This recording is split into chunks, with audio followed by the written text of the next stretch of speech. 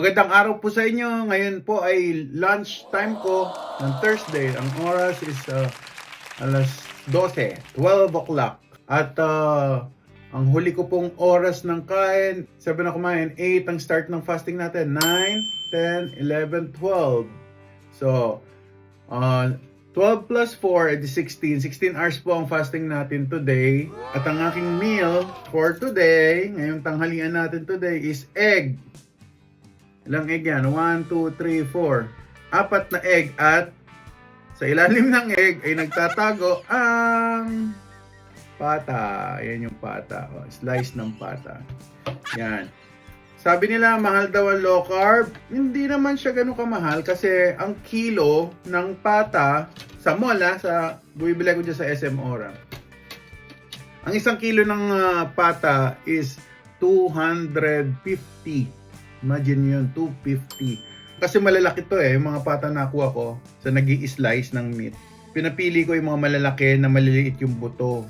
So kung makikita nyo, actually ito medyo malaki-laki rin yung buto niya. Dahil pata nga, ayan medyo malaki. Pero, ang pata kasi, minsan malaman. Konti lang yung taba. May mga portion talaga na malalaki. May mga malalaki patik yung taba. May mga portion naman na maninipis.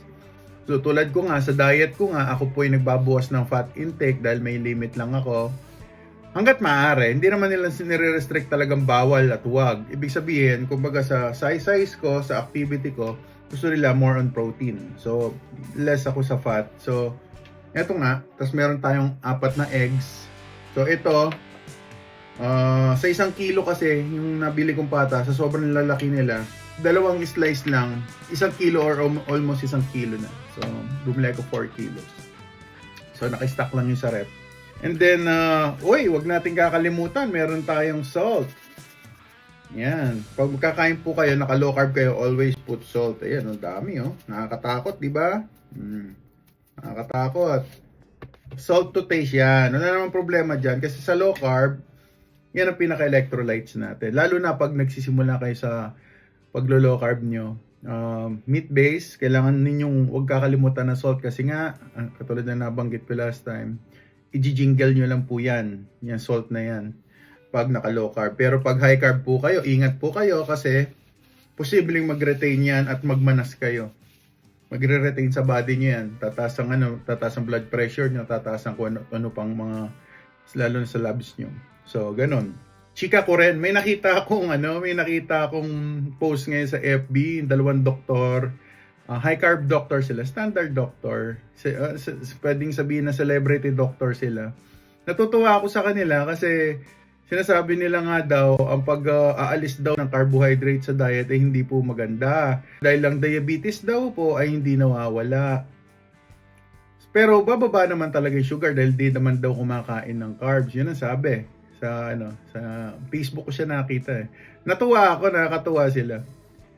Pero kung iisipin mo, kahit nasabihin nila nga yung diabetes hindi naman gumaling, nag-remission, ibig sabihin na nahimik. So kung mananahimik na pala yung diabetes ko, parang kung meron akong kaaway na kapitbahay at siya'y napakadaldal, parang hindi niya ako awayin, hindi ka na lang ako makikipag-interact sa kanila. So ibig sabihin, ganun din siguro sa paglo-low carb. Na pag hindi ako kumain ng carbohydrates, wala akong problema sa pagtaas ng insulin. Actually ngayon guys, hindi na tumataas ng husto yung dati. Nung mag-start ako, maabot ako ng 190. Ang sugar glucose level ko sa reading ng glucometer. So, yun ba yung tamang diet ko? Sabihin na dumating ako sa panahon na konti lang din yung kinakain kong carbohydrates, puro gulay.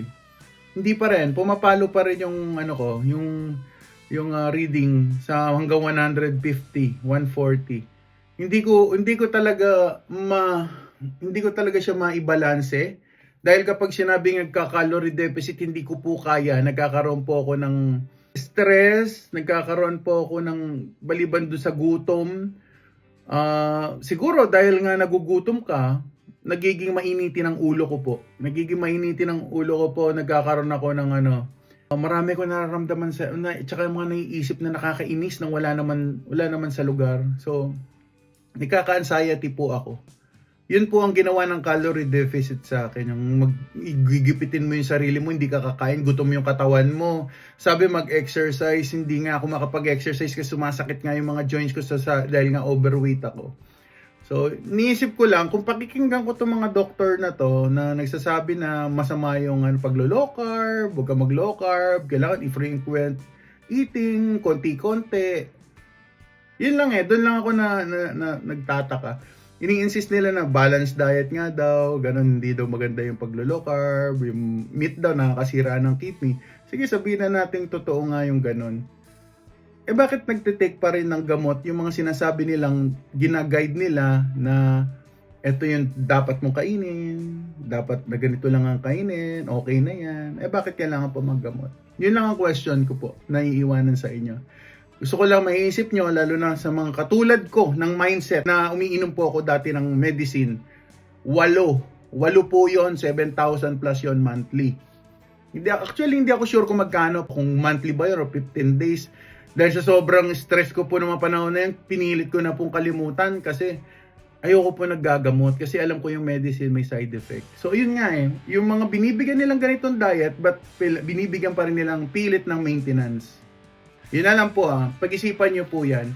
Bakit kayo sasabihin, ito yung papel, ito yung diet na susundin nyo, bakit pa iinumin pa rin po kayo ng medicine? Mag-isip po kayo doon sa part na yun. Isipin nyo kung bakit nangyayari yung ganun. Yung punto na nandun kayo sa ganun sitwasyon na kailangan nyo iinom kayo ng medicine, plus, so sinusunod mo naman yung diet na binigay sa'yo, bakit? May medicine pa. Kasi sa low carb, katulad ko, natanggal yung mga medicine ko. Medication ko, 8. Katulad nga na nabanggit ko. Ngayon, iniwan lang sa akin ng doktor is isa para sa blood pressure ko.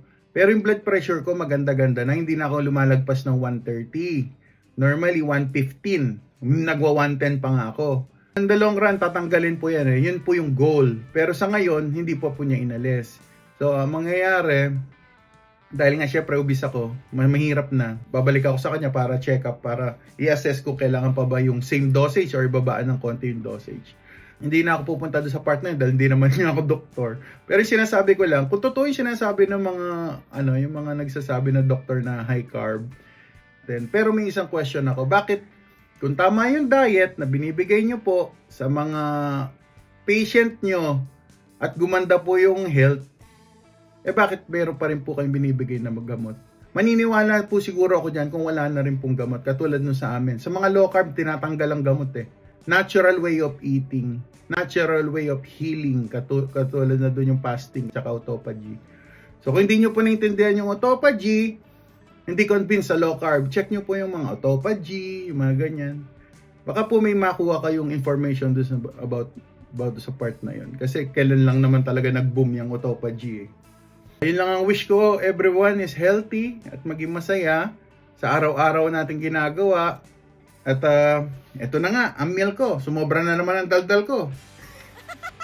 So ito yung meal natin, pata, tsaka 4 na egg. So, tulad ng dati, low carb all the way. I am your lab guinea pig, so big, ang inyong best friend, obese friend. Wish you all the best, guys. Magpaka-healthy kayo, huwag kayo basta-basta magpapatangay sa kung ano sasabihin sa social media. Aralin nyo ang low carb ng walang medicine, natural healing. Para sa atin to, para sa pamilya. Laban lang. Salamat! Bye-bye! Kain na, gutom. 16 hours past. Timad to, may kain pa ako mamaya. Bawal mag-omad.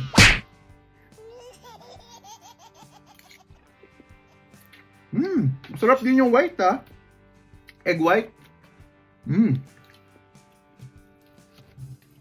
Natin yung taba. Yung nakaka-heart attack. Natin yung nakaka-heart attack na part. Malabang pa yata itong pata ko Nanginginig-ginig pa sarap, ma'am. Ang hirap. Ginugutom nyo sarili nyo sa low carb. Kakain tayo. Bye-bye!